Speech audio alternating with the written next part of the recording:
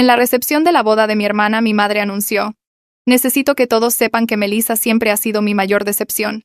Lo dijo directamente al micrófono durante el brindis por la boda de mi hermana Bettina, mientras 200 invitados se quedaron congelados con las copas de champán en el aire. Yo estaba de pie junto a la mesa del pastel cuando ella me señaló y continuó: 28 años y todavía rentando un departamento de una sola habitación, mientras su hermana acaba de casarse con un cirujano.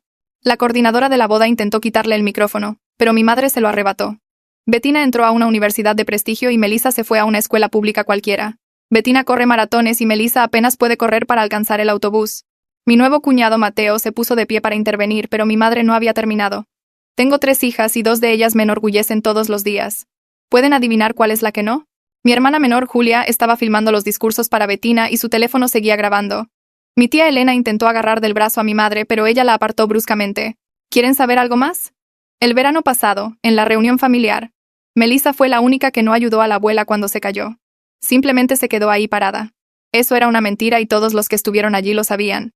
Yo fui quien llamó al 911 mientras mi madre gritaba y mis hermanas se quedaban paralizadas, pero mantuve la boca cerrada porque discutir lo empeoraría. Mi papá finalmente llegó al micrófono y se lo quitó forcejeando mientras se disculpaba con los invitados. Mi madre caminó directamente hacia mí con su copa de vino todavía en la mano y me dijo: estás arruinando el día de tu hermana haciendo que todo se trate de ti. Lo dijo lo suficientemente alto para que las mesas cercanas lo escucharan. No he dicho ni una palabra, respondí en voz baja. Tu presencia es suficiente. Mírate con ese vestido barato de tienda departamental. Tus hermanas usaron vestidos de diseñador. El vestido era en realidad un regalo de Julia, quien lo compró en una boutique, pero a mi madre no le importaban los hechos cuando estaba en uno de sus arranques. Fue entonces cuando mi tío Ricardo se acercó. Había estado observando desde el bar y tenía la cara roja, pero no por beber. Ya es suficiente, Luisa. Te estás poniendo en vergüenza, le dijo. Mi madre se volvió hacia él de inmediato y siseó: esto es asunto familiar, Ricardo, no te metas. Pero Ricardo no retrocedió. Melissa es familia, y has estado haciéndole esto desde que tenía 8 años. La mención de la edad de 8 años hizo que la cara de mi madre cambiara. Varios parientes de repente parecieron incómodos. Acordamos nunca discutir eso, le siseó mi madre a Ricardo. Tú lo acordaste. El resto de nosotros simplemente te vimos atormentar a una niña mientras malcriabas a las otras 2. Ricardo era el hermano de papá y había estado en cada evento familiar durante 30 años. Bettina se acercó con su vestido de novia tratando de calmar a todos. Por favor, ¿podemos simplemente disfrutar de la recepción? Se supone que este es mi día especial. Mi madre se suavizó inmediatamente con ella. Por supuesto, cariño. Solo estaba tratando de hacer un brindis amoroso. Julia dejó de grabar y se acercó a mí. Tengo todo lo que dijo en video, susurró. He estado grabando sus arranques contra ti durante 3 años. Eso me sorprendió porque Julia generalmente se mantenía neutral en el drama familiar. ¿Por qué? Le pregunté. Porque lo que dijo Ricardo es verdad, respondió. Ella ha estado haciendo esto desde que nació Bettina, cuando tú tenías 8 años. Te convertiste en el chivo expiatorio en el momento en que tuvo una segunda hija con quien compararte. Mi papá apareció entonces luciendo cansado. Melissa, ¿podemos hablar afuera? Lo seguí al estacionamiento donde encendió un cigarrillo. Algo que solo hacía cuando estaba extremadamente estresado. Tu madre está enferma, dijo finalmente. Lo ha estado durante años, pero se niega a buscar ayuda. Los médicos creen que es un trastorno de personalidad narcisista desencadenado por una psicosis posparto después de que nació Bettina. Esta era la primera vez que alguien admitía que algo estaba realmente mal. Ella se fijó en ti como la mala y en Bettina como la hija de oro. Julia vino después y fue etiquetada como la pacificadora. Una vez que creó esos roles en su cabeza, no pudo verte de ninguna otra manera. Pregunté por qué nadie intervino nunca. Lo intentamos. Tus abuelos amenazaron con desheredarla si no iba a terapia. Fue 2 veces y luego dijo que el terapeuta era incompetente. Tu tía Elena trató de llevarte con ella un verano, pero tu madre llamó a la policía y dijo que Elena te había secuestrado. Todo cobró sentido de repente. El incidente de la piscina cuando tenía 12 años, donde ella me empujó completamente vestida y luego les dijo a todos que yo había saltado. La vez que donó todas mis cartas de aceptación universitaria a las escuelas de mi hermana antes de que yo pudiera responder. La fiesta de cumpleaños que organizó para mis hermanas en mi cumpleaños diciendo que merecían celebraciones dobles. El brindis de la boda fue su peor exhibición pública hasta ahora. Mi papá continuó. Pero hay algo que no sabes. Bettina y Julia se han estado reuniendo conmigo y con un abogado durante 6 meses. Vamos a hacer una intervención la próxima semana. Si ella rechaza el tratamiento, todos cortaremos el contacto. No podía creer que mis hermanas me defendieran después de años de silencio. Regresamos adentro donde la recepción se había reanudado torpemente. Mi madre estaba sentada sola en la mesa principal porque incluso sus hermanas se habían alejado de ella. Bettina me llevó aparte y me entregó un sobre. Ábrelo más tarde, me dijo. Me quedé en el estacionamiento viendo el humo del cigarrillo de papá elevarse hacia el cielo oscuro. El ruido de la recepción se sentía lejano aunque estábamos a solo unos metros del edificio. Papá dio otra calada y me miró con ojos cansados. Han estado planeando esto durante 6 meses, dijo en voz baja, reuniéndose con una terapeuta, reuniendo pruebas, construyendo un caso de por qué tu madre necesita tratamiento intensivo. 6 meses se sentían como una eternidad y nada de tiempo a la vez. 20 años de esto y mis hermanas finalmente decidieron actuar. No sabía si debía sentirme agradecida de que estuvieran haciendo algo o enojada porque dejaron que esto continuara tanto tiempo. Parte de mí quería gritarle a papá por esperar hasta que mamá me humillara frente a 200 personas. Otra parte simplemente se sentía entumecida. ¿Por qué nadie me lo dijo?, pregunté. Papá tiró su cigarrillo y lo aplastó bajo su zapato. La terapeuta dijo que necesitábamos presentar un frente unido primero. Si te traíamos demasiado pronto y reaccionabas, tu madre podría haberse enterado y saboteado todo. Eso tenía sentido, pero aún así dolía. Julia apareció en la entrada del estacionamiento buscándonos. Caminó rápidamente y me tocó el brazo. ¿Puedo hablar contigo un segundo? Papá asintió y se alejó para darnos espacio. Julia me llevó hacia su coche estacionado en la esquina lejana. Necesito explicarte sobre los videos, dijo. Empecé a grabar hace 3 años en tu cena de cumpleaños número 25. ¿Recuerdas esa noche? Lo recordaba. Mamá había pasado toda la comida comparando mi vida con la aceptación de Bettina en la escuela de medicina. Cada platillo venía con otro comentario sobre cómo Bettina estaba logrando grandes cosas mientras yo trabajaba en un empleo de oficina básico. Julia se había sentado allí en silencio como siempre, y asumí que estaba de acuerdo con mamá. Estaba sentada frente a ti viendo cómo mamá te destrozaba durante 2 horas seguidas, continuó Julia. Tú solo te sentaste allí aguantando y me di cuenta de que esto nunca iba a parar a menos que alguien lo documentara. Así que comencé a grabar cada evento familiar en mi teléfono. Cada fiesta, cada cena, cada visita casual donde mamá te atacaba. Sacó su teléfono y me mostró una carpeta etiquetada con fechas. Había docenas de archivos de video. Sabía que si alguna vez tratábamos de confrontarla, ella negaría todo o diría que estábamos exagerando. Pero el video no miente. Miré la pantalla del teléfono. 3 años de evidencia. 3 años de Julia observando y grabando mientras yo sufría en cada evento. ¿Por qué no dijiste algo? Los ojos de Julia se llenaron de lágrimas. Porque tenía miedo. La ira de mamá es aterradora y no quería convertirme en su objetivo. Sé que es cobarde, pero solo tenía 22 años cuando comencé a grabar. No estoy poniendo excusas, pero quiero que entiendas. Estaba tratando de ayudar de la única manera en que me sentía segura. Nos quedamos allí en el estacionamiento y no supe qué decir. La ira y la gratitud se mezclaron hasta que no pude separarlas. Julia seguía siendo mi hermana pequeña que había estado viviendo en el mismo sistema roto. Deberíamos volver adentro, dije finalmente. Julia asintió y caminamos hacia el edificio juntas. La recepción se había reanudado, pero la energía se sentía incorrecta. La gente hablaba demasiado alto y se reía demasiado fuerte, como si estuvieran tratando de borrar lo que sucedió. Mamá estaba sentada sola en la mesa principal mirando su copa de vino. Incluso sus hermanas se habían movido a otras mesas. Bettina me vio entrar y se acercó. Todavía estaba con su vestido de novia luciendo hermosa y triste. ¿Podemos hablar mañana?, preguntó en voz baja. Mateo y yo nos quedaremos en un hotel esta noche para la despedida de la luna de miel. Pero quiero verte después de que regresemos por la mañana. Estuve de acuerdo. Porque el sobre que me había dado antes estaba en mi bolso y aún no lo había abierto. Bettina me apretó la mano y volvió con su nuevo esposo, quien miraba a mamá nerviosamente desde el otro lado de la habitación. Me despedí de algunos parientes y me fui antes de que mamá pudiera acorralarme de nuevo. El viaje a casa tomó 20 minutos y pasé todo el tiempo repitiendo el brindis en mi cabeza. Cada palabra cruel, cada comparación, cada mentira sobre la reunión familiar. Mi pequeño departamento se veía exactamente igual que cuando lo dejé esa mañana. Pero de alguna manera se sentía diferente. Mamá se había burlado de este lugar frente a todos. Lo llamó prueba de mis fracasos. Pero era mío y lo pagué yo misma, y no había nada de malo en eso. Me senté en mi cama y finalmente abrí el sobre de Bettina. Dentro había un cheque por 300,000 pesos a mi nombre. Detrás había 3 páginas escritas a mano y un documento impreso. Desdoblé la carta y comencé a leer. La letra de Bettina era limpia y cuidadosa. Querida Melissa, comenzaba. Te escribo esto porque no confío en mí misma para decir todo lo que necesito decir en voz alta sin quebrarme o arrepentirme. He estado en terapia durante 2 años trabajando en mi propia culpa y complicidad en el trato que mamá te da. Mi terapeuta me ayudó a entender que me beneficié de un sistema que te lastimó y quedarme callada me hizo parte del problema.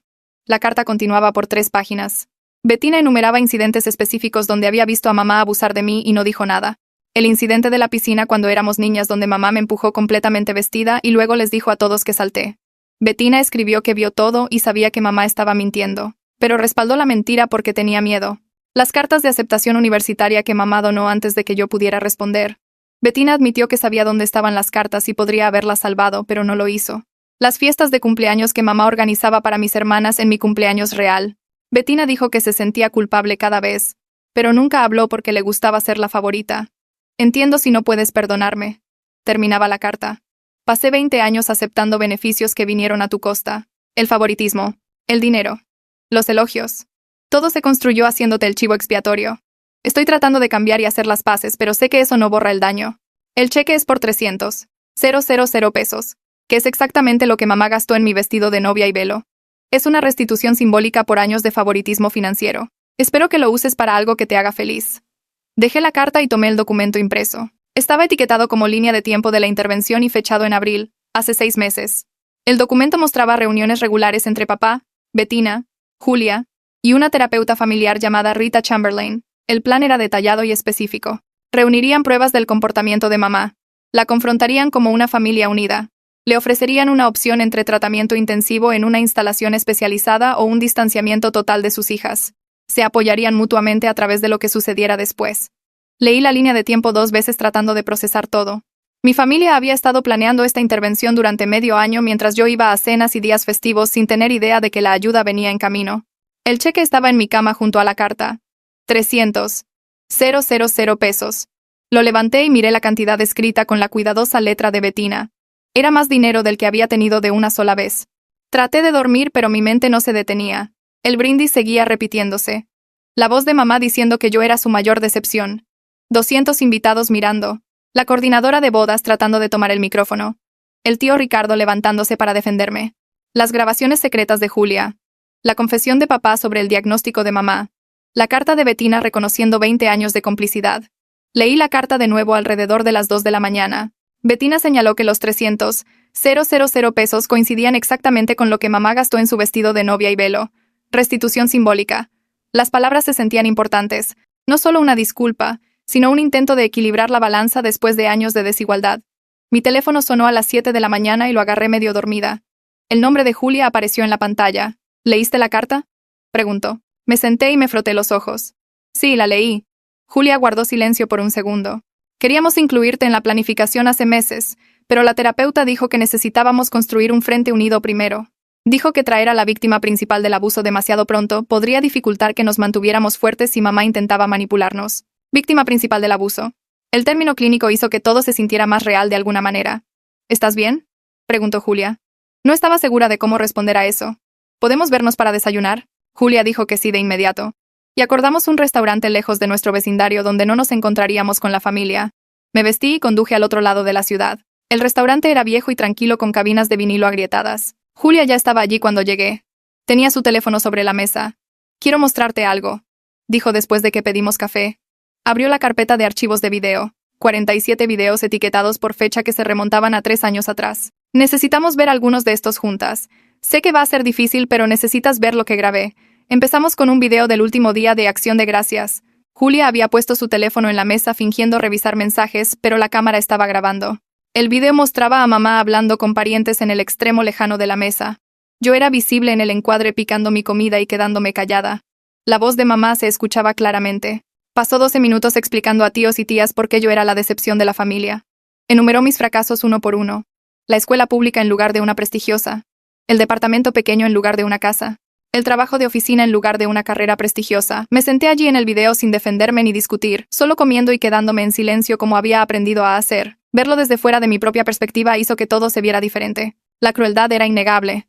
Vimos 3 videos más antes de que el café se enfriara. En uno de la cena de Pascua del año pasado, mamá pasó 20 minutos explicando a mi tía por qué nunca me casaría porque estaba demasiado dañada por haber sido criada por ella. La lógica no tenía sentido, pero nadie en la mesa la cuestionó.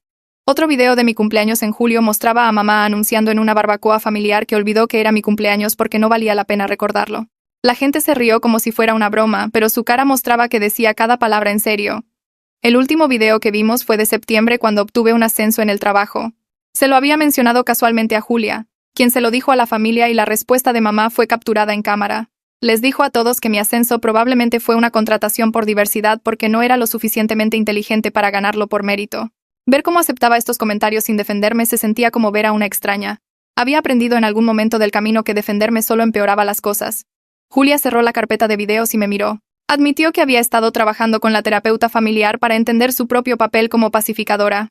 La terapeuta explicó que mantenerse neutral y tratar de suavizar las cosas era otra forma de disfunción. Al mantener la paz, permitía el comportamiento de mamá y me dejaba sin un aliado cuando más lo necesitaba. Los ojos de Julia estaban rojos cuando dijo esto. Había pasado 3 años documentando el abuso, pero nunca intervino para detenerlo mientras sucedía. Quería estar enojada con ella, pero sobre todo me sentía cansada. Mi teléfono sonó y el nombre de papá apareció en la pantalla. Preguntó si podía ir a su oficina en el centro esa tarde para una reunión familiar. Algo en su voz sonaba urgente. Así que acepté y le di un aventón a Julia ya que había tomado el autobús para encontrarse conmigo. La oficina de papá estaba en un edificio cerca de los tribunales donde trabajaba como contador. Tomamos el ascensor hasta el 7º piso y caminamos por un pasillo que olía a café y productos de limpieza. Bettina ya estaba en la sala de conferencias cuando llegamos. Llevaba jeans y un suéter en lugar de su ropa profesional habitual y su cabello estaba recogido en una coleta desordenada.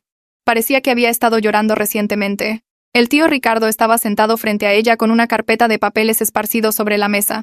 Papá lo presentó como el testigo y quien dice la verdad en la familia, lo que hizo sonreír tristemente a Ricardo. Dijo que alguien necesitaba recordar lo que realmente sucedió a lo largo de los años ya que mamá reescribía la historia constantemente. Una computadora portátil estaba abierta en la mesa con una videollamada ya conectada. La mujer en la pantalla se presentó como Rita Chamberlain, la terapeuta familiar que papá mencionó. Tenía el cabello gris recogido en un moño y usaba anteojos que la hacían parecer una bibliotecaria. Rita explicó que era especialista en sistemas familiares narcisistas y había estado trabajando con papá, Bettina y Julia desde abril para romper los patrones de habilitación que permitieron que el abuso de mamá continuara durante 20 años. Hablaba con cuidado como si estuviera acostumbrada a lidiar con situaciones familiares complicadas. Rita nos guió a través del proceso de intervención paso a paso. Primero reuniríamos a la familia y le mostraríamos a mamá la evidencia en video de su comportamiento. Luego, cada persona leería una declaración preparada sobre cómo sus acciones les afectaban. Finalmente le presentaríamos información sobre programas de tratamiento y le daríamos una opción clara sobre su futura relación con todos. Rita enfatizó que la elección tenía que ser decisión de mamá, pero las consecuencias serían reales si rechazaba la ayuda. Rita explicó que la psicosis posparto de mamá después del nacimiento de Bettina creó una ruptura en su percepción de la realidad. Se fijó en mí como la fuente de sus problemas a pesar de que yo era solo una niña de 8 años.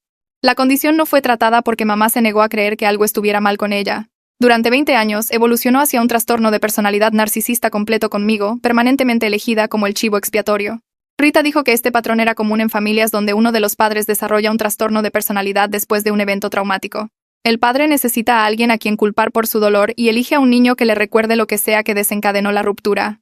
En el caso de mamá, aparentemente le recordaba a ella misma antes de tener hijos, y odiaba esa versión de sí misma. Nada de esto era mi culpa, pero había pasado 2 décadas creyendo que merecía el trato. El tío Ricardo se aclaró la garganta y comenzó a hablar sin mirar a ninguno de nosotros directamente. Admitió que había estado confrontando a papá en privado durante 15 años sobre el abuso. Había visto a mamá empujarme a la piscina y mentir al respecto. La había visto tirar mis cartas de aceptación universitaria. La había escuchado decirles a los parientes que yo no valía nada y era estúpida mientras yo estaba sentada allí mismo en la mesa. Cada vez que se lo mencionaba a papá, mi padre ponía excusas sobre no querer empeorar las cosas o esperar que mamá mejorara por su cuenta. La voz de Ricardo se quebró cuando se disculpó directamente conmigo por no hacer más para protegerme cuando era niña. Dijo que debería haber llamado a servicios infantiles o llevarme a vivir con él, pero tenía miedo de causar una guerra familiar. Su arrepentimiento llenó la sala de conferencias como humo. Rita tomó el control de la conversación nuevamente y describió el plan de intervención programado para el próximo sábado. Nos reuniríamos en la casa de la tía Elena con la familia extendida presente. Elena había ofrecido su casa porque estaba harta de proteger los sentimientos de mamá después de la acusación de secuestro hace años. Rita facilitaría la reunión y mantendría las cosas encaminadas cuando mamá intentara descarrilar la conversación. Mostraríamos clips de video seleccionados que demostraran claramente el patrón de abuso. Cada miembro de la familia leería su declaración preparada sin interrupción. Luego le presentaríamos a mamá folletos de 3 programas de tratamiento intensivo que se especializaban en trastornos de personalidad. Los programas variaban de 8 semanas a 6 meses e incluían terapia individual, sesiones grupales y consejería familiar. El seguro de papá cubriría la mayor parte del costo, así que el dinero no era una excusa. Mamá tendría que elegir entre comprometerse con el tratamiento o perder el contacto con sus hijas y enfrentar la separación de papá. La elección era suya, pero la familia estaba unida y se negaba a continuar con la situación actual. Rita enfatizó que necesitábamos estar preparados para que mamá reaccionara con ira, negación o intentos de hacerse la víctima. Podría tratar de poner a los miembros de la familia unos contra otros o afirmar que nos estábamos uniendo en su contra. Teníamos que mantenernos fuertes y apegarnos al plan sin importar cómo respondiera mamá. Bettina me miró desde el otro lado de la mesa y preguntó si estaba dispuesta a participar en la intervención. Reconoció que ya había sido herida lo suficiente y tenía todo el derecho de negarme. Nadie me culparía si quisiera mantenerme alejada de toda la situación. Me senté allí pensando en 20 años de aceptar el abuso como algo normal. Pensé en el brindis de la boda y en 200 personas viendo a mamá destruirme en público. Le dije a Bettina que necesitaba tiempo para pensarlo. Rita dijo a través de la pantalla de la computadora que mi respuesta era completamente razonable dado todo lo que había pasado. Se ofreció a reunirse conmigo en privado antes de la intervención para hablar sobre mis preocupaciones y ayudarme a decidir qué sentía correcto. La reunión terminó después de otros 30 minutos de planificación logística. Ricardo me dio su número de teléfono y me dijo que llamara en cualquier momento si necesitaba hablar. Bettina me abrazó antes de irse y susurró que entendía si nunca la perdonaba. Julia viajó a casa conmigo y condujimos en silencio la mayor parte del viaje. Pasé los siguientes 2 días viendo los 47 videos que Julia había grabado. Cada uno duraba entre 5 y 20 minutos. El efecto acumulativo fue devastador de maneras que no había esperado. Me vi encogerme y callar a lo largo de 3 años de abuso documentado. En los primeros videos de hace 3 años todavía intentaba defenderme ocasionalmente o corregir las mentiras de mamá. Para los videos más recientes simplemente me sentaba en silencio y aceptaba lo que ella decía sin reacción. Había aprendido a hacerme pequeña e invisible esperando que ella pasara a otro objetivo. Los videos me mostraban aceptando la crueldad como un comportamiento completamente normal. Nunca me defendí porque me habían entrenado desde los 8 años de que mi perspectiva no importaba. La versión de la realidad de mamá era la única que contaba y discutir solo empeoraba todo. Verlo desde fuera de mi propia experiencia hizo que la disfunción fuera imposible de ignorar. Vi a los miembros de la familia parecer incómodos durante los discursos de mamá, pero nadie intervino nunca. Se miraban unos a otros o estudiaban sus platos, pero el abuso continuaba mientras todos permanecían en silencio. Estaba rodeada de testigos que no hicieron nada para ayudar. Los videos también mostraron cómo los ataques de mamá seguían un patrón. Comenzaba con una pequeña crítica y luego construía un asesinato completo de mi carácter durante 10 o 15 minutos. Me comparaba con mis hermanas. Enumeraba mis fracasos. Cuestionaba mi inteligencia. Se burlaba de mi apariencia y predecía mi futura soledad. El guión variaba ligeramente, pero la estructura permanecía igual cada vez. El miércoles llamé al número de Rita y ella contestó después de 2 timbres. Hablamos durante 90 minutos sobre mi papel en la intervención. Rita explicó que mi presencia no era obligatoria, pero podría ser poderosa para que la familia me viera finalmente hablando. Quería que tomara la decisión basada en lo que yo necesitaba para mi propia sanación, no en lo que la familia necesitaba de mí. Había pasado toda mi vida poniendo la comodidad de todos los demás por encima de mi propio bienestar. Esta era mi oportunidad de elegir lo que sentía correcto para mí sin culpa ni obligación. Rita preguntó qué temía que pasara si participaba. Admití que tenía miedo de que mamá encontrara una manera de hacer que fuera mi culpa como siempre lo hacía. Tenía miedo de que la familia se pusiera de su lado a pesar de la evidencia en video. Tenía miedo de que nada cambiara y me hubiera expuesto para nada. Rita escuchó sin interrumpir. Luego preguntó qué temía que pasara si no participaba. Me di cuenta de que pasaría el resto de mi vida preguntándome si podría haber marcado la diferencia. Lamentaría no aprovechar la oportunidad de ser finalmente escuchada y validada por toda mi familia. Rita dijo que ambos miedos eran completamente válidos y normales dada mi historia. Me recordó que la intervención sucedería independientemente de mi elección. La familia seguía adelante conmigo o sin mí. La pregunta era si quería ser parte de mi propia historia o mirar desde las gradas nuevamente. Decidí participar en la intervención porque me di cuenta de que esta era mi oportunidad de ser finalmente escuchada. Durante 20 años mi perspectiva había sido desestimada y borrada. Mamá contaba su versión de los eventos y todos la aceptaban como verdad incluso cuando sabían que estaba mintiendo. Esta intervención obligaría a la familia a escuchar mi experiencia sin interrupción o desestimación. Rita y yo pasamos otra hora en el teléfono practicando diferentes escenarios. Me enseñó cómo mantener la calma cuando mamá intentara provocarme. Me mostró cómo redirigir cuando mamá intentara hacerse la víctima. Me preparó para la posibilidad probable de que mamá se enfureciera y negara todo a pesar de la evidencia en video. Practicamos respuestas a las tácticas de manipulación comunes de mamá, como afirmar que yo era demasiado sensible, acusarme de mentir o insistir en que solo estaba tratando de ayudarme a mejorar. Rita me recordó que no necesitaba defenderme ni probar nada. Los videos hablaban por sí mismos, y la familia ya había decidido tomar medidas. Mi trabajo era simplemente aparecer y decir mi verdad independientemente de cómo respondiera mamá. Al final de nuestra llamada me sentí más preparada, pero aún nerviosa por el sábado. Rita dijo que el nerviosismo era normal y en realidad útil porque significaba que estaba tomando la situación en serio. El jueves por la noche, Julia apareció en mi departamento con un cuaderno y su computadora portátil. Nos sentamos en mi sofá y miramos páginas en blanco durante 20 minutos antes de que cualquiera de nosotras pudiera escribir algo. Rita nos dijo que nos enfocáramos en hechos específicos y cómo nos hicieron sentir. Pero cada recuerdo se sentía demasiado grande para caber en palabras. Escribí sobre el incidente de la piscina primero porque ese estaba claro en mi mente. Mamá me empujó a la parte profunda completamente vestida durante una barbacoa familiar cuando tenía 12 años. No sabía nadar bien y entré en pánico, tragando agua y manoteando mientras todos miraban desde la orilla. El tío Ricardo saltó y me sacó. Vomité agua de la piscina en el concreto mientras mamá les decía a todos que había estado presumiendo y me resbalé. Bettina respaldó su historia a pesar de que había estado parada allí mismo y vio todo el asunto. Escribí eso en oraciones simples. Mamá me empujó. Casi me ahogo. Ella mintió al respecto. Bettina mintió también. Me sentí asustada y confundida porque no entendía por qué mi propia madre me lastimaría a propósito. Julia me mostró lo que había escrito sobre ser la pacificadora. Describió la Navidad de hace 3 años cuando mamá pasó toda la cena criticando mi trabajo, mi departamento y mi ropa. Julia trató de cambiar el tema 5 veces y finalmente se sentó allí en silencio porque defenderme habría hecho enojar más a mamá. Escribió que su silencio se sintió como una traición y se había odiado a sí misma por ello desde entonces. Trabajamos durante 3 horas llenando páginas con incidentes que ambas habíamos presenciado o experimentado. Las cartas universitarias donadas, las fiestas de cumpleaños, la mentira de la reunión familiar sobre la abuela.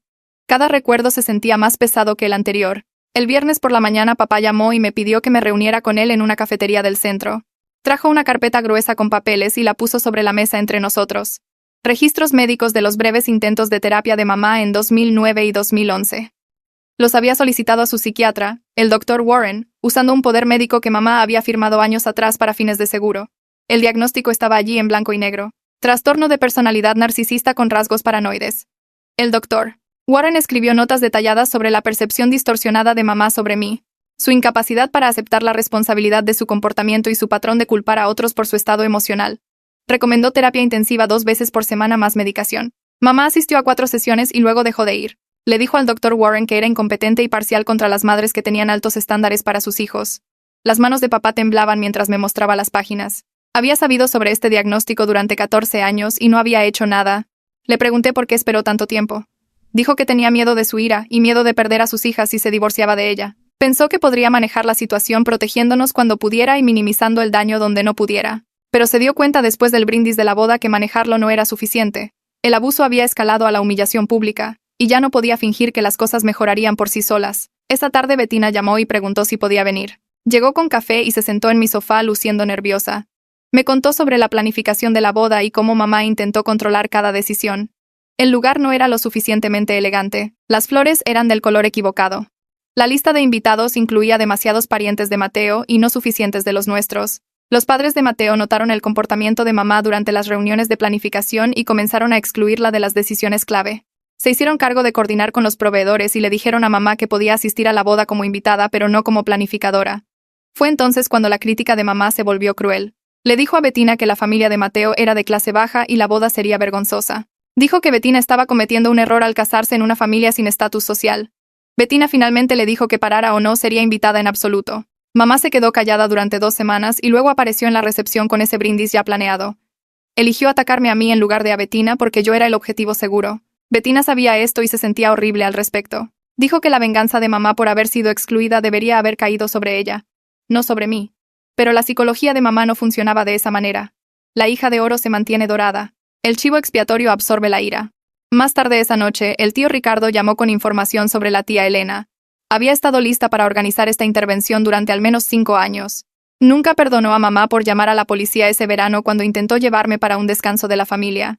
Elena había planeado un mes de actividades normales, clases de natación, visitas a la biblioteca, excursiones de un día a la playa, simplemente tiempo regular de tía y sobrina lejos de la crítica constante de mamá. Mamá llamó a la policía al tercer día y reportó un secuestro. Los oficiales aparecieron en la casa de Elena y nos interrogaron a ambas. Yo tenía 13 años y estaba aterrorizada. Les dije que quería quedarme con mi tía, pero mamá insistió en que había sido coaccionada. Los oficiales me hicieron ir a casa. Elena intentó luchar legalmente, pero mamá amenazó con una orden de restricción. Ricardo dijo que Elena había estado esperando que la familia finalmente tomara medidas contra el comportamiento de mamá. Ofreció su casa para la intervención inmediatamente cuando papá preguntó. Quería ser parte de responsabilizar a mamá después de años de mirar desde las gradas. El viernes por la noche, no pude cenar.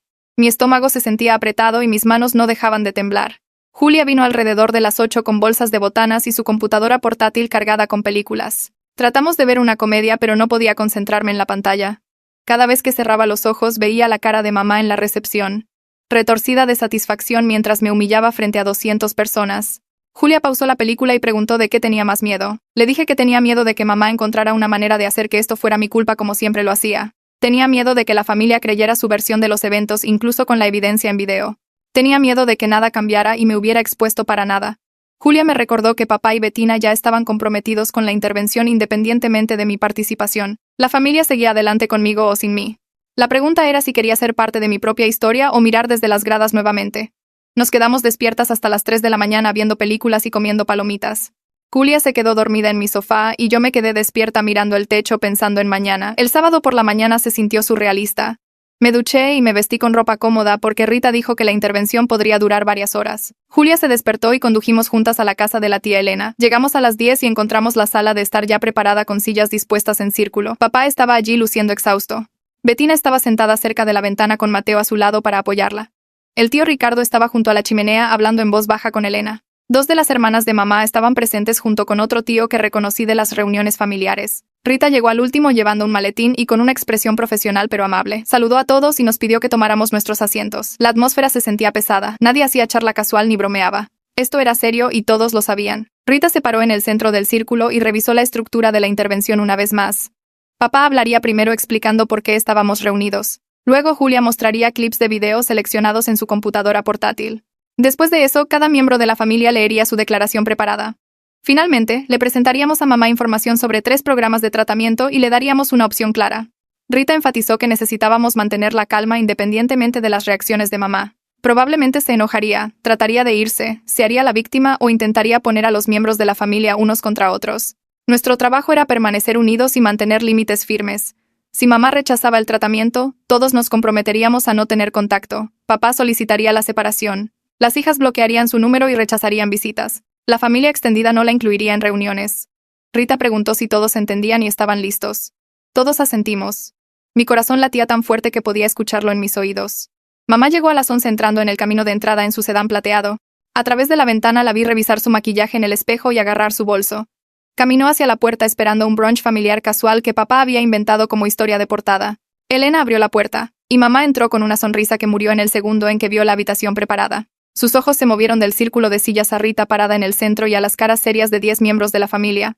Su expresión cambió de confusión a sospecha y a ira en unos 5 segundos. Miró a papá y su voz salió aguda. ¿Qué es esto? Papá señaló una silla vacía. Tenemos que hablar. La cara de mamá se puso roja y comenzó a retroceder hacia la puerta. Esto es una trampa. No me voy a quedar para esto.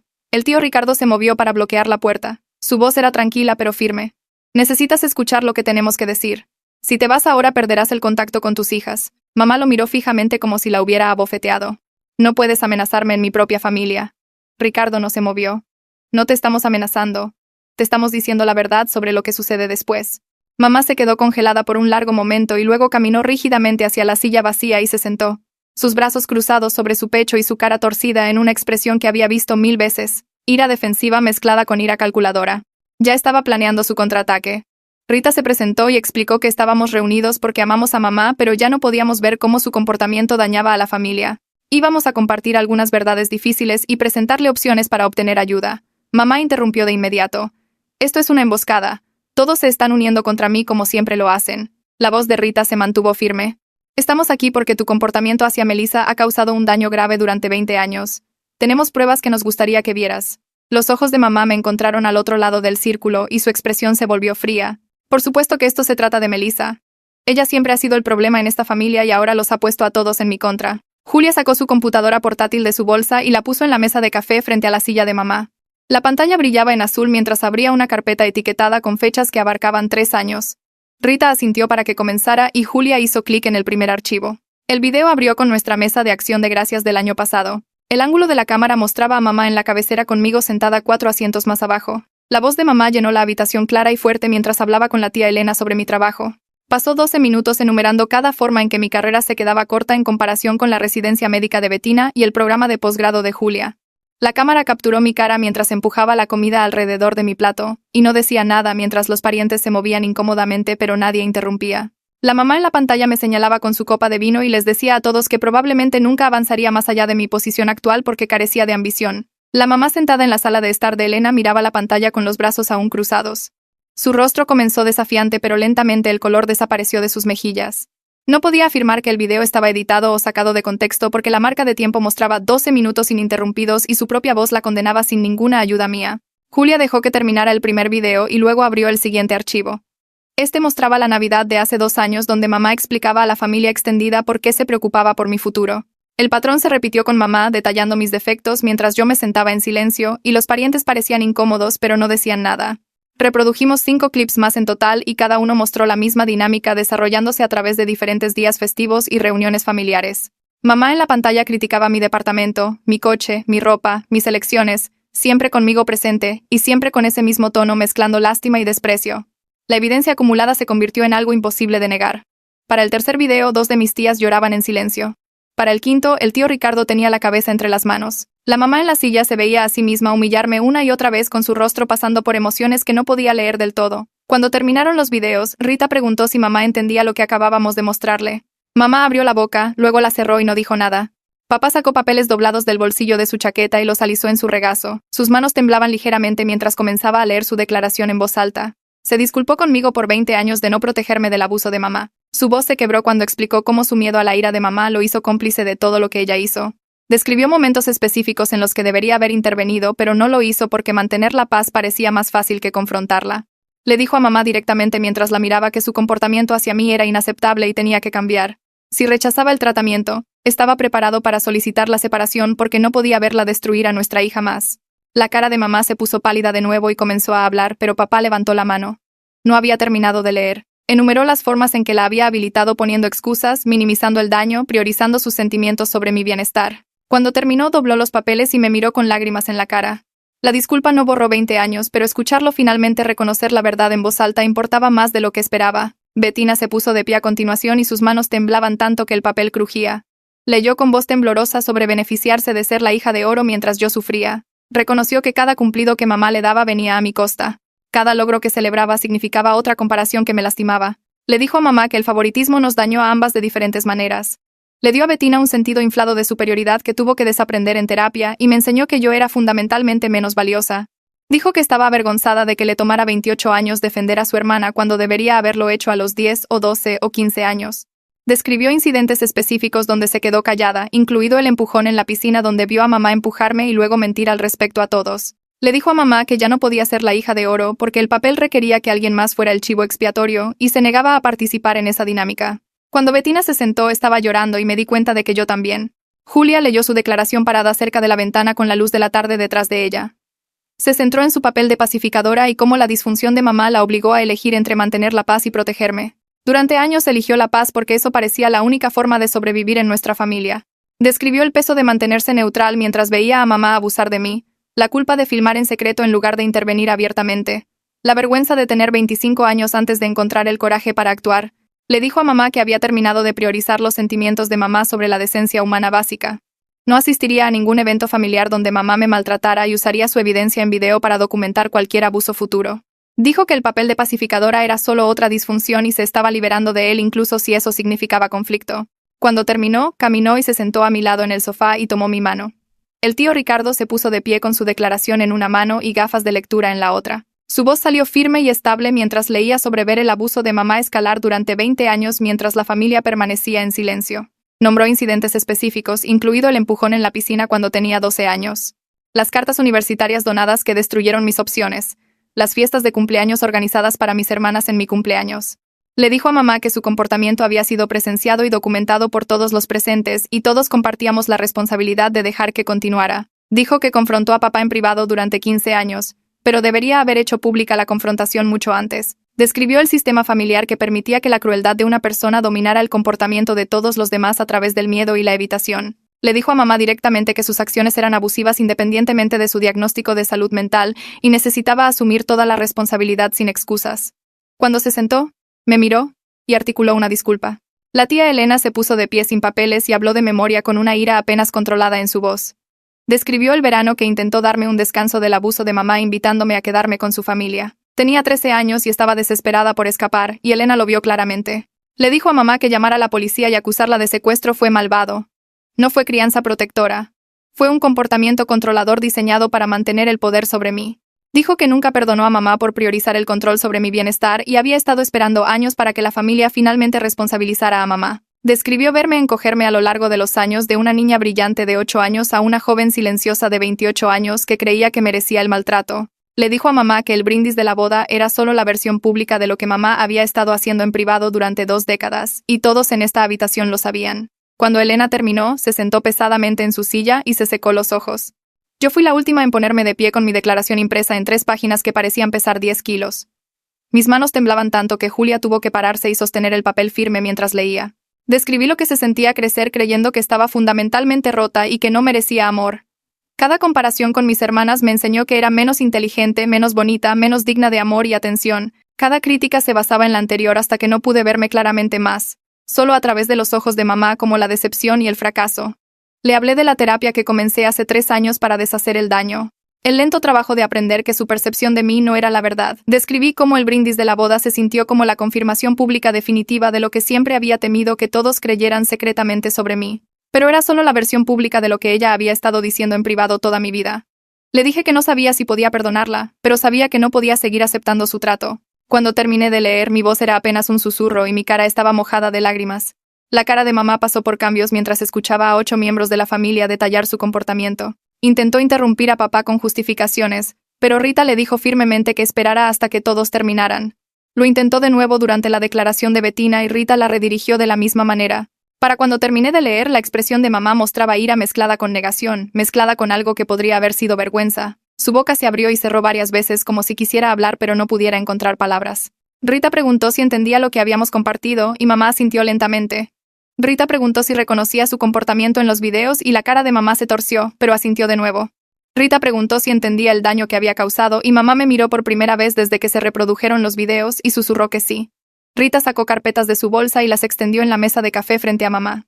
Explicó que estos eran 3 programas de tratamiento intensivo especializados en trastornos de personalidad. El primer programa duraba 8 semanas con terapia individual diaria y sesiones grupales. El segundo programa duraba 3 meses con un componente residencial para el primer mes.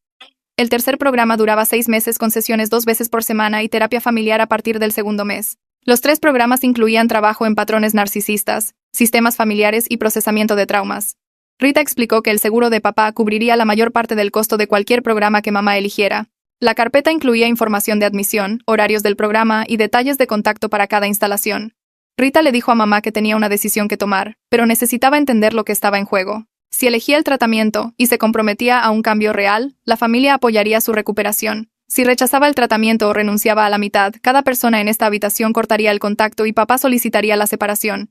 Rita expuso la opción con una voz tranquila que de alguna manera hizo que el peso de la misma se sintiera más pesado. Mamá podía comprometerse con un tratamiento intensivo y hacer el duro trabajo de cambiar sus patrones de comportamiento, o podía perder el contacto con sus hijas y enfrentar la separación de papá. La elección era suya, pero la familia estaba unida y se negaba a continuar con la dinámica actual. Explicó que los programas requerían un compromiso total, no solo presentarse, sino realmente comprometerse con el doloroso proceso de examinar por qué lastimó a las personas que decía amar. Mamá se quedó congelada en su silla mientras Rita hablaba. Sus manos agarraban los reposabrazos tan fuerte que sus nudillos se pusieron blancos. Las carpetas de tratamiento estaban en la mesa de café frente a ella como evidencia en un juicio, cada una representando un camino diferente hacia adelante que requería que admitiera que había estado equivocada durante 20 años. Rita terminó diciendo que todos en esta habitación estaban preparados para cumplir con las consecuencias si mamá rechazaba la ayuda o renunciaba a la mitad. Papá asintió cuando lo dijo y también lo hicieron Bettina y Julia, e incluso los tíos y tías que habían permanecido en silencio durante tanto tiempo estaban asintiendo también. La cara de mamá cambió de pálida conmoción a furia roja en segundos. Explotó de su silla gritando que todos estábamos en su contra y esto era prueba de que yo había puesto a todos a creer mentiras sobre ella. Su voz se quebró mientras me señalaba y decía que había estado envenenando a la familia durante años, haciéndome la víctima y haciéndola parecer un monstruo cuando todo lo que ella había hecho era tratar de empujarme a ser mejor. Dijo que los videos estaban sacados de contexto, que probablemente le dije a Julia qué grabar y cuándo grabarlo, que toda esta intervención era solo otra forma de hacerme el centro de atención. El tío Ricardo se puso de pie entonces con los brazos cruzados y su voz se mantuvo completamente tranquila cuando habló. Le dijo a mamá que teníamos pruebas en video de sus propias palabras saliendo de su propia boca y su comportamiento la condenaba sin ninguna aportación mía en absoluto. Dijo que podía enfurecerse todo lo que quisiera, pero las grabaciones no mentían, y 47 incidentes separados durante 3 años mostraban un patrón claro que no tenía nada que ver conmigo manipulando a nadie. Mamá cambió de táctica inmediatamente cuando se dio cuenta de que la ira no estaba funcionando. Comenzó a llorar y a decir que siempre había hecho su mejor esfuerzo y que éramos desagradecidos por todo lo que había sacrificado por esta familia. Habló de renunciar a su carrera para criarnos, de todas las noches sin dormir y citas con el médico y eventos escolares a los que asistió, de lo difícil que era ser madre cuando nadie apreciaba lo que hacía.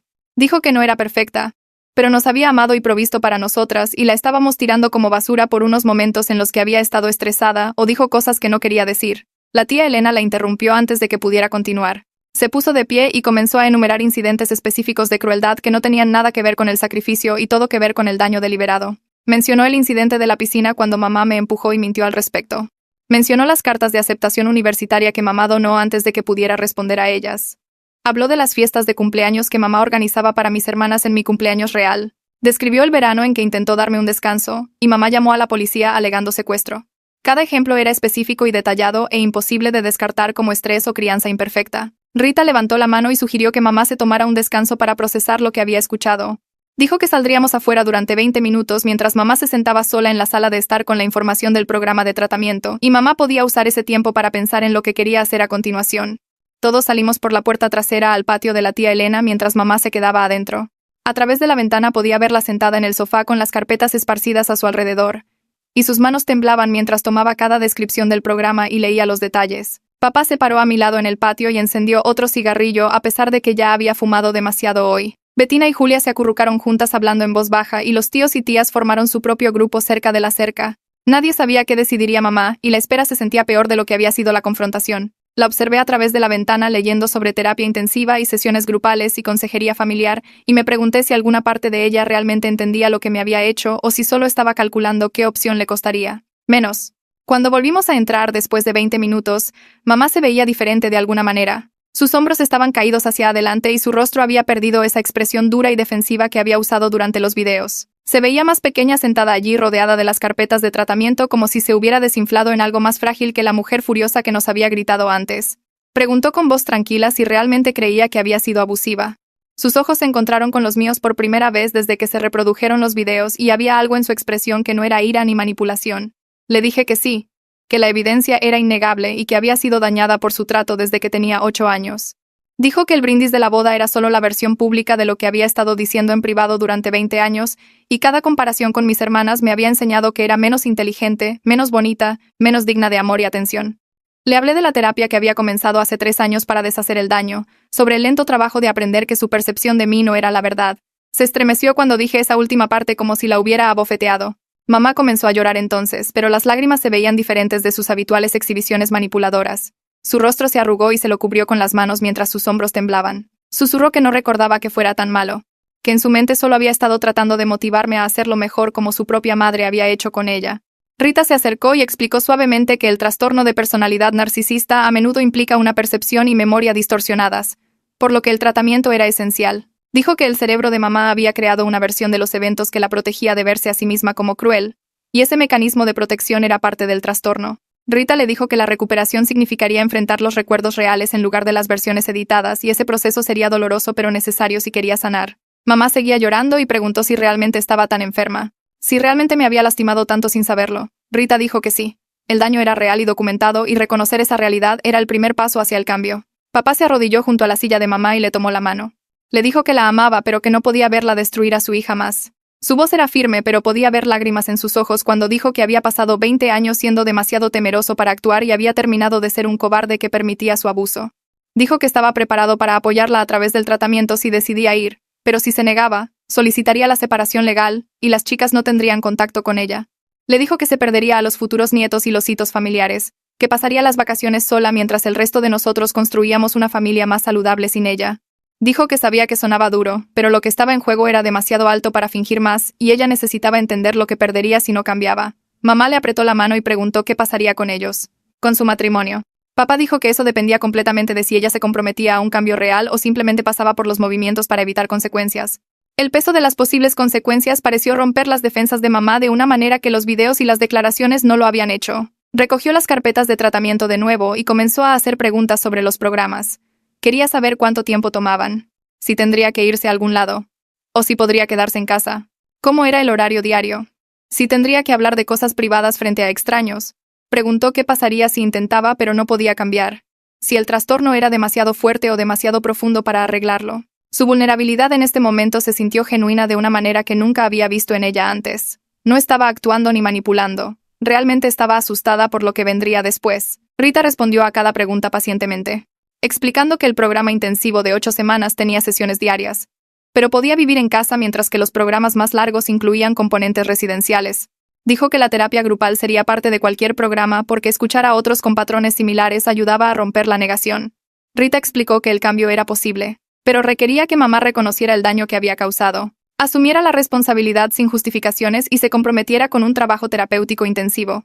Dijo que el proceso sería difícil e incómodo, porque mamá tendría que examinar creencias y comportamientos que había mantenido durante décadas. Tendría que sentarse con la realidad de cuánto daño me había hecho, y no podía minimizarlo ni explicarlo. Rita le dijo que algunas personas con trastorno de personalidad narcisista hacían un progreso real en el tratamiento, pero requería que empujaran a través de la vergüenza y la resistencia en lugar de recurrir a viejos patrones defensivos. La alternativa era perder a su familia permanentemente. Y eso no era una amenaza. Era simplemente la consecuencia natural de negarse a abordar el comportamiento que dañaba a las personas a su alrededor. Rita dijo que la elección era de mamá, pero necesitaba hacerla hoy y todos en esta habitación la harían responsable de lo que decidiera. Mamá me miró directamente por primera vez desde que se reprodujeron los videos y dijo que lo sentía. Las palabras salieron apenas por encima de un susurro y su cara estaba mojada de lágrimas. No era la disculpa completa que necesitaba, ni siquiera cerca. Pero escucharla decir esas palabras después de 20 años de nunca admitir la culpa se sintió significativo. Rita me dijo más tarde cuando tuvimos un momento a solas que cualquier reconocimiento en esta etapa era un progreso significativo. Y las reparaciones reales tomarían meses de trabajo terapéutico. Dijo que la disculpa de mamá probablemente era genuina en el momento, pero el trastorno intentaría llevarla de vuelta a la negación y la justificación una vez que la presión inmediata desapareciera. Por eso el compromiso con el tratamiento tenía que ser inquebrantable con consecuencias claras. Porque sin responsabilidad externa, mamá probablemente volvería a caer en viejos patrones en unas semanas. Asentí y vi a mamá sentada allí luciendo más pequeña y rota de lo que jamás la había visto. Y no sabía si sentía alivio o tristeza o simplemente agotamiento por finalmente ser escuchada. Mamá tomó el folleto del programa de tratamiento con manos temblorosas y leyó los detalles del horario durante varios minutos mientras el resto de nosotros esperábamos en silencio. Rita explicó que el programa intensivo de 8 semanas comenzaba en 2 semanas, un lunes, y requería asistencia diaria desde las 9 de la mañana hasta las 3 de la tarde. Pero mamá podía vivir en casa y conducir ella misma cada día. La instalación estaba a solo 20 minutos de nuestra casa y ofrecía sesiones matutinas y vespertinas dependiendo de los horarios de los participantes. Mamá preguntó qué implicarían las sesiones diarias, y Rita la guió a través de un día típico que incluía terapia individual, terapia grupal con otras personas trabajando en trastornos de personalidad, entrenamiento de habilidades para la regulación emocional y tareas para practicar nuevos comportamientos. Las sesiones de terapia familiar comenzarían en la semana 4. Una vez que su terapeuta decidiera que estaba lista para interactuar con nosotros de manera productiva en lugar de defensiva. Mamá me miró y preguntó si participaría en esas sesiones familiares y dije que sí, pero solo si su terapeuta confirmaba que estaba haciendo un progreso real y asumiendo la responsabilidad. Rita agregó que el programa tenía requisitos estrictos de participación, y si mamá faltaba a más de 2 sesiones sin excusa médica, o se presentaba pero se negaba a participar honestamente, sería expulsada del programa. Mamá asintió lentamente y dijo que lo haría. Entraría al programa e intentaría cambiar aunque la idea de enfrentar lo que había hecho la asustaba más que nada. Papá se acercó y le apretó la mano, lo que me sorprendió porque esperaba que se mantuviera distante después de todo lo que sucedió hoy. Rita sacó una carpeta con papeleo y explicó las expectativas claras y las consecuencias que todos necesitaban entender antes de salir de esta habitación. Si mamá abandonaba el tratamiento voluntariamente o era expulsada por no participar, la familia implementaría el límite de no contacto inmediatamente sin segundas oportunidades ni negociaciones. Papá solicitaría la separación legal dentro de una semana y avanzaría con los procedimientos de divorcio. Bettina, Julia y yo bloquearíamos el número de teléfono, correo electrónico y redes sociales de mamá y no asistiríamos a ningún evento familiar donde ella estuviera presente. Si mamá completaba las 8 semanas pero luego minimizaba su comportamiento en las sesiones de terapia familiar o me culpaba por sus acciones, se aplicarían las mismas consecuencias porque eso probaría que en realidad no había cambiado. Rita enfatizó que esto no pretendía ser cruel, sino protegerme de más abusos y darle a mamá una motivación clara para tomar el tratamiento en serio en lugar de pasar por los movimientos. La cara de mamá se puso pálida mientras Rita enumeraba cada consecuencia y preguntó qué pasaría con su relación con los futuros nietos si Bettina o Julia tenían hijos. Rita dijo sin rodeos que si mamá rechazaba el tratamiento o no cambiaba, no tendría relación con ningún nieto porque sus hijas no expondrían a sus hijos al mismo abuso que yo experimenté. Esa realidad pareció golpear a mamá más fuerte que cualquier otra cosa que hubiéramos dicho hoy, y comenzó a llorar de nuevo, pero esta vez sin el tono manipulador que había visto tantas veces antes. Papá le dijo a mamá que la amaba y quería que su matrimonio sobreviviera, pero no podía verla destruir a nuestra hija más, y debería haber trazado esta línea hace 20 años cuando comenzó el abuso. Mamá susurró que entendía y haría lo que fuera necesario para mantener a su familia, incluso si el proceso era doloroso y humillante. Rita dijo que necesitábamos programar una reunión familiar de seguimiento para la próxima semana para discutir la logística y los límites durante el tratamiento de mamá, porque había detalles prácticos que resolver antes de que comenzara el programa. Enfatizó varias veces que mi sanación era la prioridad en todo esto, y yo podía decidir con qué nivel de contacto me sentía cómoda durante el programa de 8 semanas de mamá. Si quería no tener contacto hasta que comenzara la terapia familiar en la semana 4, eso era completamente válido y la familia apoyaría ese límite. Si quería llamadas telefónicas breves en un horario o visitas supervisadas, también estaba bien siempre que me sintiera segura y respetada. Rita dejó claro que mamá no podía presionar por más contacto del que yo ofrecía, y cualquier intento de hacerme sentir culpable o manipularme para verla resultaría en consecuencias inmediatas. Mamá asintió y dijo que respetaría cualquier límite que estableciera, incluso si significaba no verme durante un mes. Acordamos reunirnos en la oficina de Rita el próximo sábado por la mañana a las 10 para repasar los detalles y asegurarnos de que todos entendieran el plan a seguir. Rita nos recordó que esto era un maratón, no un sprint, y que el cambio real tomaría meses o años de trabajo continuo más allá del programa inicial de 8 semanas. Dijo que muchas personas con trastornos de personalidad lograban un progreso genuino en el tratamiento intensivo, pero mantener ese progreso requería terapia continua y una autoconciencia constante sobre los viejos patrones que intentaban resurgir. Mamá preguntó si podía abrazarme antes de irse y dudé por un largo momento antes de decir que sí, pero manteniendo el abrazo breve y rígido. Susurró que lo sentía de nuevo y no respondí porque las palabras no eran suficientes después de 20 años de daño. Papá y mamá se fueron juntos y el resto de nosotros nos sentamos en la sala de estar de la tía Elena procesando lo que acababa de suceder. La intervención había durado casi 4 horas y me sentía completamente agotada, como si cada pizca de energía hubiera sido exprimida de mi cuerpo. El tío Ricardo habló primero y se disculpó directamente conmigo por no hacer más a lo largo de los años para detener el abuso de mamá. Dijo que confrontó a papá en privado muchas veces y trató de hacer que los miembros de la familia vieran lo que estaba sucediendo, pero debería haber sido más ruidoso y persistente en lugar de retroceder cuando mamá amenazaba con cortar a la gente. La tía Elena se disculpó a continuación con lágrimas corriendo por su rostro mientras describía el verano en que trató de llevarme y lo impotente que se sintió cuando mamá llamó a la policía y la acusó de secuestro. Dijo que debería haber luchado más duro y haber involucrado a abogados en lugar de rendirse cuando mamá amenazó con acciones legales. Mis otras tías y tíos se turnaron para disculparse por presenciar el abuso en las reuniones familiares y quedarse callados porque no querían causar drama o ser cortados de la familia. Una tía admitió que dejó de organizar fiestas en su casa porque no soportaba ver a mamá derribarme en su mesa de cena, pero nunca le dijo a nadie que esa era la verdadera razón. Sus disculpas no borraron el daño ni compensaron décadas de inacción, pero escucharlos reconocer lo que sucedió ayudó a validar mi experiencia de una manera que nunca antes había sentido. Durante 20 años me había preguntado si estaba loca o era demasiado sensible o realmente el problema como afirmaba mamá, pero ahora tenía una habitación llena de testigos confirmando que sí, el abuso era real y sí, era tan malo como recordaba. Bettina y Julia me llevaron aparte después de que los miembros de la familia extendida comenzaron a irse y preguntaron si quería quedarme con una de ellas por un tiempo en lugar de volver sola a mi departamento tipo estudio. Bettina dijo que ella y Mateo tenían una habitación de invitados que actualmente estaba vacía y que era bienvenida a usarla todo el tiempo que necesitara mientras se adaptaban a la vida de casados. Julia ofreció su habitación libre y dijo que trabajaba desde casa la mayoría de los días, así que no estaría sola si necesitaba compañía o apoyo. La oferta me sorprendió porque mi departamento siempre había sido mi refugio del drama familiar, pero de repente la idea de estar sola allí se sentía aislante y triste. Acepté la oferta de Bettina porque su casa estaba más cerca de la oficina de Rita donde me reuniría para las sesiones familiares y tenía más espacio que el lugar más pequeño de Julia. Bettina me abrazó y dijo que recogeríamos mis cosas esenciales de mi departamento mañana y que podía quedarme todo el tiempo que quisiera sin ninguna presión o límite de tiempo. Tener apoyo familiar se sentía completamente desconocido después de pasar la mayor parte de mi vida adulta manteniendo a todos a distancia para protegerme del abuso de mamá, pero me di cuenta de que necesitaba aprender a aceptar ayuda de personas que realmente se preocupaban por mí. Mateo apareció y me dijo que su casa era mi casa y que estaba contento de tenerme con ellos mientras procesaba todo lo que sucedió. Solo había sido parte de la familia durante unos meses, pero ya había visto lo suficiente del comportamiento de mamá para entender por qué era necesaria esta intervención. Durante las siguientes 2 semanas antes de que mamá comenzara el tratamiento, comencé terapia individual con una especialista en trauma que Rita recomendó. La doctora Elaine Ayala había estado ejerciendo durante 15 años y se especializaba en ayudar a adultos a recuperarse de ser chivos expiatorios y del abuso familiar narcisista.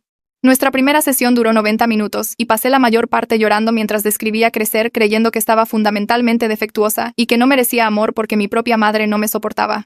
La doctora Ayala explicó que el chivo expiatorio era una forma de abuso psicológico donde un miembro de la familia era culpado por todo lo incorrecto en el sistema familiar y ese papel no se basaba en nada real sobre mí o mi comportamiento. Dijo que los niños que crecen como chivos expiatorios a menudo internalizan la creencia de que son el problema y pasan su vida adulta tratando de demostrar su valía a personas que nunca la reconocerán. El papel que desempeñé en mi familia no fue mi culpa, y no fue causado por ninguna deficiencia en mí, sino por la enfermedad mental de mamá y la disfunción de la familia al permitir su comportamiento. La doctora Ayala me ayudó a entender que había pasado 20 años tratando de arreglar algo que nunca estuvo roto en mí, sino roto en el sistema familiar que me eligió como la mala. Me dio tareas para identificar creencias negativas que tenía sobre mí misma y rastrearlas hasta cosas específicas que mamá dijo o hizo a lo largo de los años. Escribir esas conexiones me ayudó a ver cuánto de mi autopercepción se basaba en la visión distorsionada de mamá en lugar de la realidad. Julia pasó horas compilando la evidencia en video en un documento de línea de tiempo organizado para el equipo de tratamiento de mamá. Creó una hoja de cálculo con 47 entradas enumerando la fecha, ubicación, duración y una breve descripción de cada incidente grabado. El documento mostraba patrones claros de escalada durante 3 años, con los ataques de mamá volviéndose más frecuentes y más crueles a medida que pasaba el tiempo. Rita explicó que ver el patrón de comportamiento expuesto objetivamente sería crucial para el trabajo de terapia de mamá, asumiendo que estuviera dispuesta a enfrentarlo honestamente en lugar de poner excusas. El centro de tratamiento solicitó copias de los videos y la línea de tiempo para que el terapeuta de mamá pudiera revisarlos antes de su primera sesión y comprender el alcance total del abuso. Julia también creó una copia de seguridad y la almacenó en 3 ubicaciones separadas, incluido un servicio en la nube y un disco duro externo, porque le preocupaba que mamá pudiera intentar destruir la evidencia si tenía acceso a ella. Rita elogió el trabajo de documentación de Julia, y dijo que tener evidencia concreta en lugar de solo testimonio familiar haría mucho más difícil para mamá negar o minimizar lo que había hecho. Los videos servirían como prueba innegable cada vez que el trastorno de mamá intentara reescribir la historia o cambiar la culpa. Papá se mudó a la habitación de invitados en casa y le dijo a mamá que su matrimonio estaba en pausa pendiente de su progreso en el tratamiento. Empacó su ropa y artículos personales de su habitación compartida y configuró la habitación de invitados como su espacio temporal con límites claros sobre la privacidad y vidas separadas. Según se informó, mamá lloró y le rogó que reconsiderara, pero él se mantuvo firme y dijo que necesitaba distancia física y emocional mientras ella trabajaba en sí misma. Papá comenzó sus propias sesiones de terapia con un consejero que se especializaba en codependencia y comportamiento habilitador. Su terapeuta lo ayudó a entender cómo su miedo a la ira de mamá y su deseo de mantener la paz habían permitido que el abuso continuara durante 2 décadas cuando debería haberme protegido. Papá me llamó 2 veces durante esas 2 semanas para disculparse de nuevo y preguntar cómo me estaba yendo en casa de Bettina.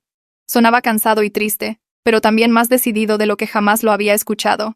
Dijo que estaba aprendiendo a establecer límites que debería haber establecido hace 20 años y estaba comprometido a ser un mejor padre incluso si eso significaba que su matrimonio terminaba. Mamá comenzó el programa intensivo el lunes programado y, según se informó, la primera semana fue muy difícil. Su terapeuta, el Dr. Simmons, llamó a Rita el viernes para coordinar la atención y confirmó que mamá estaba resistente y defensiva durante las sesiones, pero se presentaba a diario, lo cual era más de lo que había hecho en intentos de tratamiento anteriores. El Dr. Simmons dijo que mamá pasó los primeros 3 días insistiendo en que la familia estaba exagerando y sacando las cosas de contexto, pero para el jueves había comenzado a quebrarse cuando otros miembros del grupo confrontaron su comportamiento. El componente de terapia grupal parecía ser particularmente desafiante para mamá, porque no podía encantar o manipular su camino fuera de la responsabilidad cuando compañeros que luchaban con problemas similares señalaban sus patrones defensivos.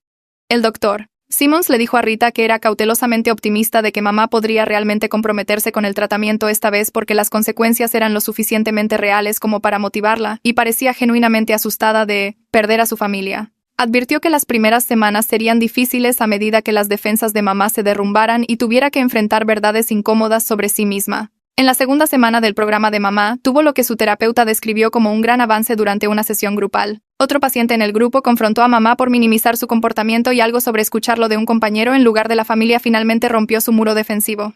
El Dr.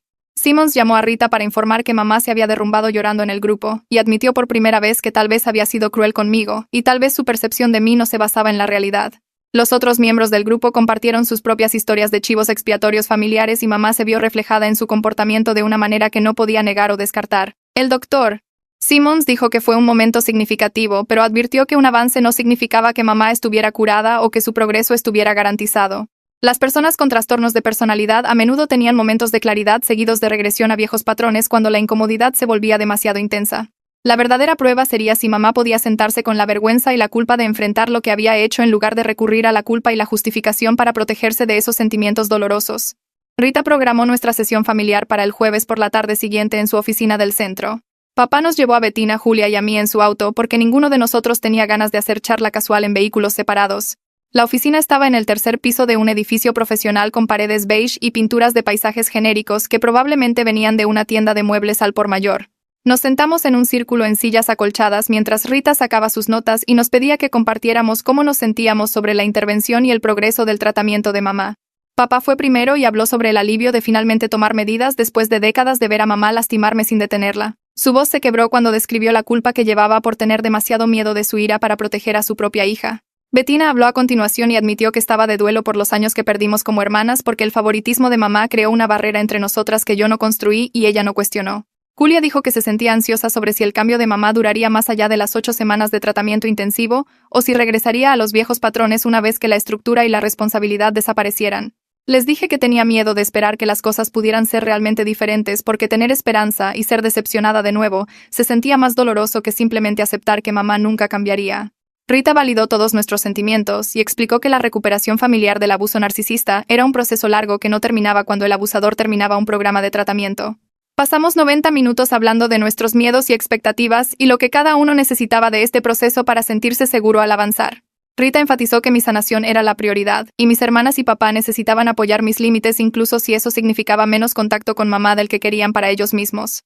El Dr. Simmons llamó a Rita la semana siguiente para informar que mamá había completado 4 semanas de tratamiento intensivo y estaba mostrando un progreso genuino en el reconocimiento del daño que causó. Rita compartió la actualización conmigo durante mi sesión individual y explicó que mamá estaba comenzando a asumir la responsabilidad de incidentes específicos sin justificar o minimizar inmediatamente su comportamiento. El avance en la terapia grupal había abierto algo en mamá donde podía ver sus acciones reflejadas en las historias de otros pacientes y reconocer patrones a los que había estado ciega durante 20 años. El Dr. Simmons dijo que mamá estaba trabajando en entender cómo su psicosis posparto después del nacimiento de Bettina había evolucionado hacia patrones de personalidad arraigados que daban forma a cómo me veía. Los otros miembros del grupo habían confrontado a mamá sobre su tendencia a culparme por sus propios sentimientos, y esa retroalimentación de compañeros parecía aterrizar de manera diferente a la confrontación familiar. El Dr. Simmons advirtió que 4 semanas de progreso no significaban que mamá estuviera curada o que sus ganancias fueran permanentes, pero era cautelosamente optimista de que se estaba comprometiendo con el tratamiento más honestamente de lo que lo había hecho en intentos anteriores. Rita preguntó si me sentía lista para participar en una sesión de terapia familiar con mamá presente en la semana 5, y dije que sí, aunque pensar en ello me hacía doler el estómago. La sesión de terapia familiar ocurrió un martes por la tarde en una oficina diferente en el centro de tratamiento donde mamá estaba haciendo su programa. Mamá se sentó frente a mí luciendo más pequeña de lo que recordaba, su cara pálida sin maquillaje y sus manos dobladas en su regazo. El Dr. Simmons se sentó a su lado mientras Rita se sentaba a mi lado con papá, Bettina y Julia llenando las otras sillas en el círculo.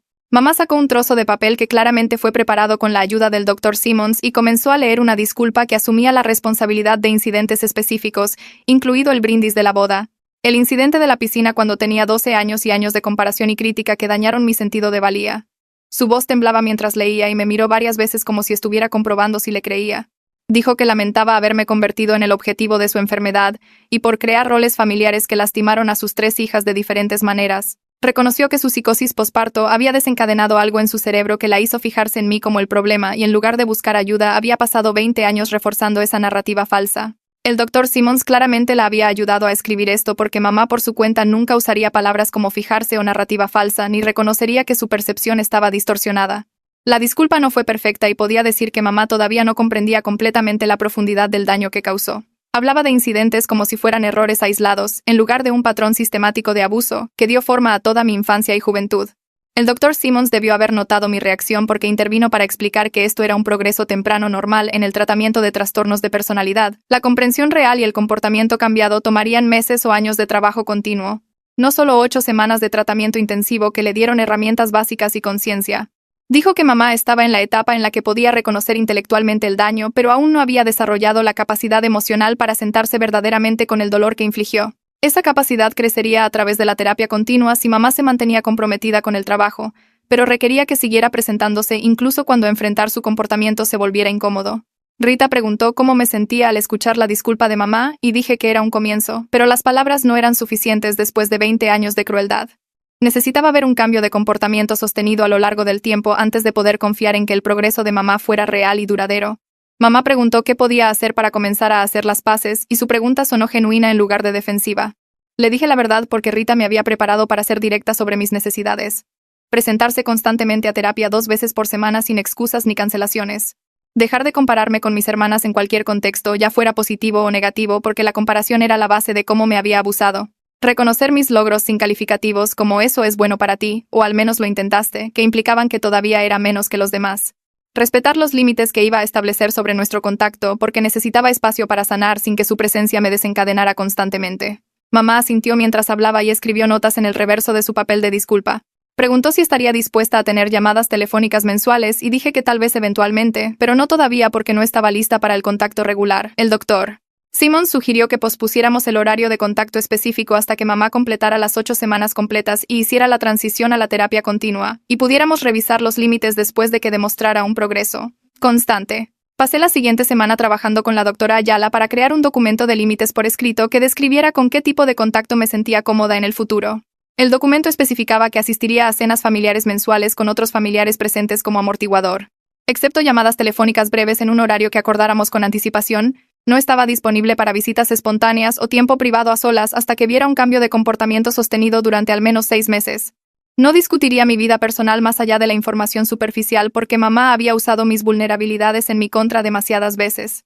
No aceptaría regalos ni dinero de ella porque siempre habían venido con condiciones. Me iría inmediatamente si me comparaba con mis hermanas, criticaba mis elecciones o hacía comentarios pasivo-agresivos disfrazados de preocupación.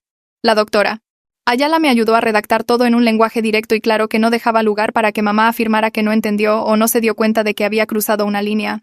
Hicimos copias del documento para mamá, papá, mis hermanas y Rita. Así que todos sabían exactamente cuáles eran mis límites y podían apoyarme para hacerlos cumplir. Mamá completó el programa intensivo de 8 semanas a fines de octubre y pasó a la terapia continua 2 veces por semana con el Dr. Simmons. Su resumen de alta señaló un progreso significativo en el reconocimiento de patrones de comportamiento dañinos, pero enfatizó la necesidad de un tratamiento continuo para mantener las ganancias y prevenir la regresión. El Dr. Simmons advirtió que la transición de la terapia diaria intensiva a sesiones 2 veces por semana era un momento vulnerable en el que los pacientes a menudo volvían a caer en viejos patrones sin la estructura y la responsabilidad constantes. Recomendó sesiones de terapia familiar mensuales para monitorear el progreso de mamá y abordar problemas antes de que escalaran. Rita acordó facilitar esas sesiones y programó la primera para mediados de noviembre. Papá informó que mamá parecía genuinamente comprometida con la terapia continua y estaba leyendo libros que el Dr. Simmons recomendó sobre el trastorno de personalidad narcisista y los sistemas familiares. Había comenzado a escribir un diario sobre sus sentimientos en lugar de actuar inmediatamente sobre ellos, lo cual era una nueva habilidad que aprendió en el programa intensivo. Papá era cautelosamente optimista, pero mantenía límites sobre su matrimonio, todavía durmiendo en la habitación de invitados y limitando sus interacciones a asuntos prácticos del hogar. 3 meses después de la intervención nos reunimos en la casa de la tía Elena para el Día de Acción de Gracias con toda la familia extendida presente. Estaba nerviosa por ver a mamá en un entorno social después de meses de contacto limitado, pero Bettina y Julia se mantuvieron cerca de mí como sistema de apoyo. El comportamiento de mamá fue notablemente diferente de cualquier reunión familiar anterior que pudiera recordar. Me hizo preguntas sobre mi vida sin comparar inmediatamente mis respuestas con los logros de mis hermanas. Elogió mi atuendo, un suéter azul y pantalones negros, sin agregar calificativos sobre cómo se vería mejor si perdiera peso o me peinara de manera diferente. Cuando comenzó a caer en viejos patrones al mencionar que Bettina acababa de obtener un ascenso, se detuvo a mitad de la frase y se disculpó por hacer una comparación. La disculpa fue incómoda y todos en la mesa lo notaron, pero el hecho de que reconociera su error y lo corrigiera se sintió significativo. El tío Ricardo observó a mamá cuidadosamente durante toda la cena como si estuviera esperando que explotara, pero se mantuvo tranquila incluso cuando la conversación no se centraba en ella. La tía Elena me dijo en privado en la cocina que nunca había visto a mamá trabajar tan duro para controlar su comportamiento, y, aunque 3 meses no eran tiempo suficiente para confiar completamente en el cambio, era más progreso del que esperaba. Usé parte de los 300,000 pesos de Bettina para inscribirme en un curso de desarrollo profesional sobre gestión de proyectos en el que había estado interesada durante años. Mi trabajo implicaba coordinar múltiples tareas y plazos, pero nunca había tenido una formación formal en las metodologías que podrían hacerme más efectiva. El curso se reunía 2 noches a la semana durante 8 semanas a partir de octubre y descubrí que en realidad era buena en el material cuando no escuchaba constantemente la voz de mamá en mi cabeza diciéndome que no era lo suficientemente inteligente. Cuando mencioné el curso en la cena de Acción de Gracias, mamá dijo que estaba orgullosa de mí por invertir en mi desarrollo profesional. Las palabras se sentían extrañas viniendo de su boca después de años de escuchar que yo era la decepción que no podía hacer nada bien. Podía decir que realmente estaba intentándolo porque no agregó ningún comentario sobre cómo Bettina ya tenía la certificación de gestión de proyectos o cómo debería haber hecho esto hace años. Simplemente dijo que estaba orgullosa y preguntó qué estaba aprendiendo. Y le di una respuesta breve sobre diferentes marcos de planificación. Papá me sonrió desde el otro lado de la mesa y supe que estaba pensando lo mismo que yo. Que este pequeño momento de mamá siendo solidaria sin críticas era algo que habíamos esperado 20 años para ver. Julia y yo nos unimos más a través de todo este proceso de maneras que no había esperado. Me llamaba 2 veces por semana solo para ver cómo estaba, y comenzamos a reunirnos para almorzar los sábados en diferentes restaurantes de la ciudad. Ella me ayudó a reconocer mis propias fortalezas que habían sido invisibles bajo la crítica constante de mamá.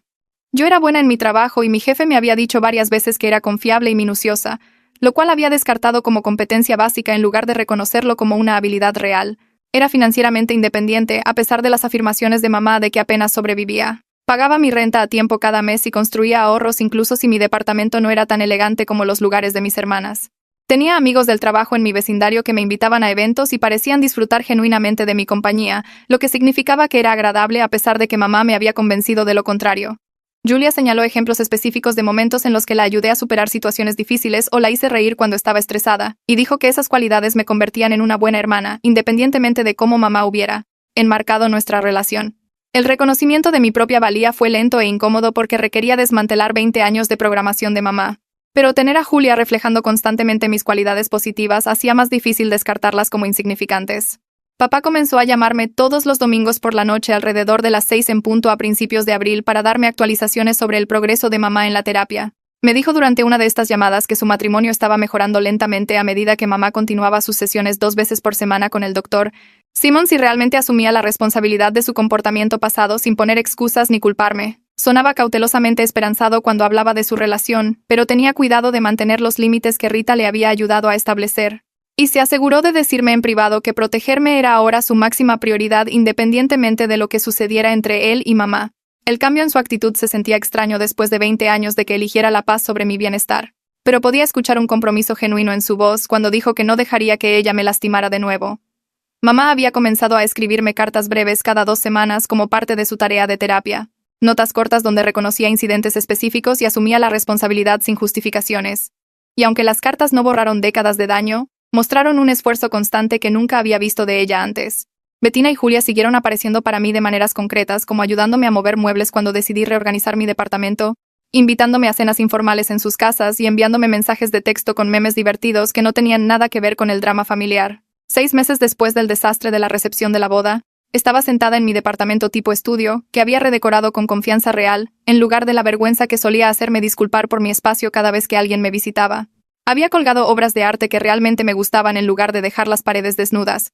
Compré una silla cómoda que se ajustaba a mi presupuesto sin preocuparme de lo que mamá diría sobre que no era lo suficientemente cara, y organicé mi estantería para mostrar mi colección en lugar de esconderla en cajas. Mamá y yo nos habíamos establecido en una relación limitada pero civilizada donde nos veíamos en cenas familiares mensuales con otras personas presentes, y ella estaba aprendiendo a hacerme preguntas sobre mi vida sin comparar inmediatamente mis respuestas con los logros de mis hermanas. Mis hermanas estaban haciendo las paces activamente a través de un apoyo constante que iba más allá de las disculpas, apareciendo cuando decían que lo harían y respetando los límites que había establecido sobre mi tiempo y energía. Estaba construyendo una vida donde mi valía no estaba constantemente bajo ataque y mis elecciones no requerían defensa, descubriendo intereses y fortalezas que habían sido enterrados bajo años de que me dijeran que era la decepción de la familia. El daño de 20 años de ser el chivo expiatorio no desapareció solo porque mamá estaba en terapia y mi familia se esforzaba más, pero me sentía genuinamente esperanzada por primera vez de que pudiéramos funcionar de una manera más saludable en el futuro. Estaba aprendiendo quién era realmente cuando no gastaba toda mi energía defendiendo mi existencia y esa persona estaba resultando ser alguien que realmente me agradaba.